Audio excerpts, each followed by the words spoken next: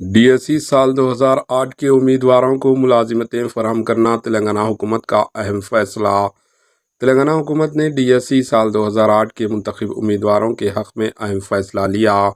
इस सिलसिले में चीफ मिनिस्टर रेवंत रेड्डी की सदारत में मुनक़िदा काबीना के इजलास में साल 2008 DSE उम्मीदवारों को कम अज़ कम पे स्किल टाइम स्किल मुलाजिमतें फराहम करने का फैसला किया गया।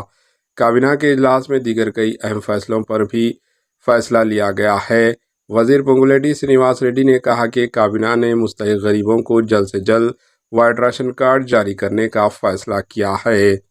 रियासती वज़रा पुन्नम प्रभाकर, श्रीधर बाबू और कोमटिरेड्डी वेंकट रेड्डी के साथ मीडिया को काबीना के फैसलों की तफसीलात से वाकिफ़ करवाते हुए कहा कि काबीना ने 4,05,000 इंदिरामा मकानात के लिए 22,500 करोड़ रुपये मंजूर किए हैं।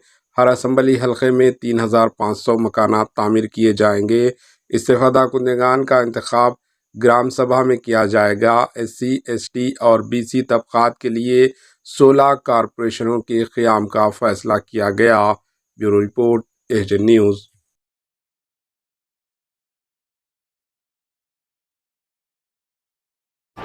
AHA न्यूज़ को लाइक करें, शेयर करें और सब्सक्राइब करना ना भूलें।